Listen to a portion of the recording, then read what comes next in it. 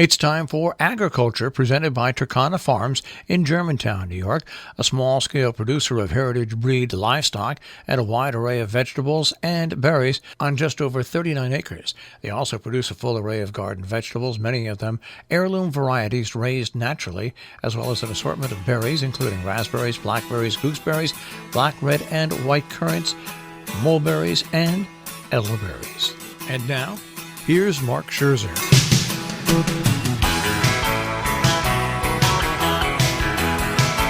Only once did I see my mother really cry full out. It was Rosh Hashanah, the Jewish New Year in 1960.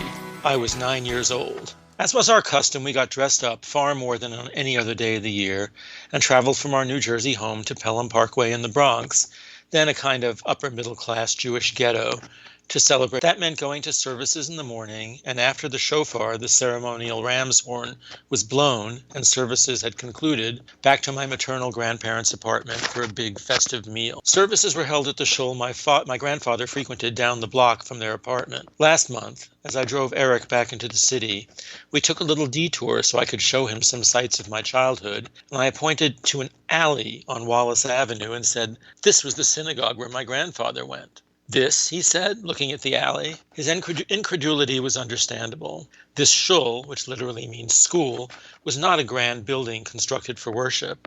It was a first-floor room carved out of the back of a standard Bronx six-story apartment building, with virtually nothing to signal from the street that it was there. You would go to the back of the alley, through a door to a tiny vestibule, and enter a plain, square, windowless room, perhaps 70 by 70 feet, with the ark containing the Torahs along one wall and the seats arranged around it. To the right side as you entered, behind a curtain, was the woman's area, where perhaps 20 women could squeeze in on folding chairs. The rest of the room was the men's domain. Just as the space itself bore little resemblance to what you'd think of as a synagogue, the service did not resemble what you might expect of an organized religion. Yes, the rabbi and cantor would go through the set text for the day in a prescribed sequence, but for most of the time, in between the leaders' punctuations, there was a chaotic cacophony of men's voices, each at their own pace and varying volumes, reading aloud the very long passages of text in between, all in Hebrew. This was what I understood davening, praying, to mean: Jewish shucking and jiving, rocking back and forth and occasionally bending at the knee, mumbling the text until bursting into the recognizable song-like cadence of a prayer.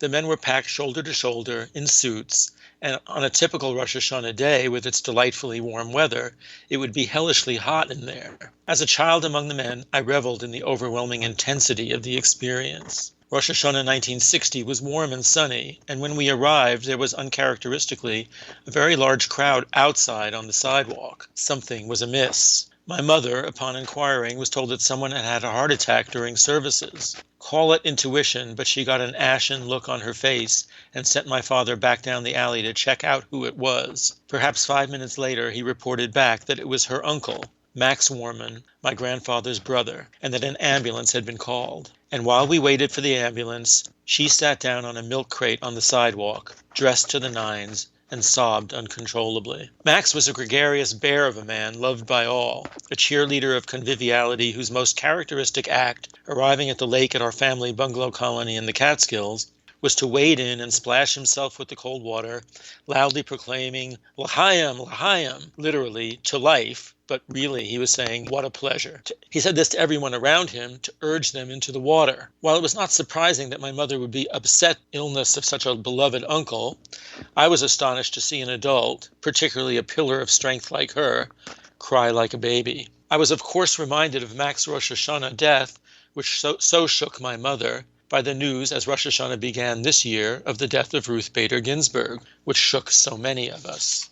Numerous friends have circulated the adage from Jewish tradition that a person who dies on Rosh Hashanah is a tzaddik, a person of great righteousness. Reading that adage, I thought first how Uncle Max, who died not only on Rosh Hashanah, but while praying in a shul, must be a kind of super tzaddik. But my thoughts quickly turned from Uncle Max to my mother, and here's why. News of Justice Ginsburg's death brought on a rush of angst in me that will enter a period of even deeper political turmoil than we already have. Is that even imaginable? It made me fear that through cynical power moves, a judge could be railroaded onto the court in the coming weeks, who could tip the balance of an election that may well be decided by litigation. And the result, I fear, could be years more, perhaps many years more, of incompetent, corrupt, strongman rule in place of the return to normalcy that a majority of voters will almost certainly choose. My mother, I knew, was during her life a big fan of Justice Ginsburg. They were of the same generation. My mother, with a BA in biology, gave up her dream of going to medical school because she was told that with Jews facing quotas, she would be taking the place of a man if she did so. She regretted that decision her entire life, and she admired Justice Ginsburg precisely because the judge fought against discrimination of all sorts and overcame it personally herself. Despite her single loss of composure at Uncle Max's death, my mother was also tough. She remembered people's transgressions and was unforgiving. She could smell a hypocrite a mile away, or in Mitch McConnell's case, at 250 miles, and would unhesitatingly call them out. She cared a great deal, not just for her own family, but also for the kids she taught. But it did not make her a softie. She voted, she marched. And these strengths we learned from our mothers are qualities we may all have to call upon in the weeks and months to come.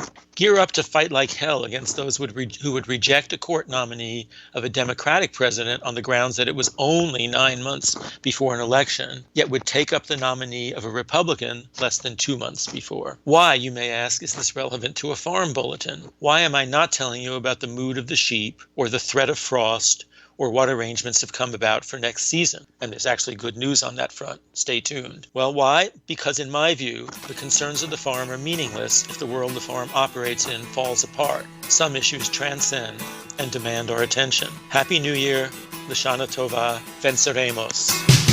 Agriculture is underwritten by Turkana Farms, LLC, a small-scale producer of heritage-bred livestock and a wide array of vegetables and berries on just over 39 acres in Germantown, New York. More information, 518-537-3815.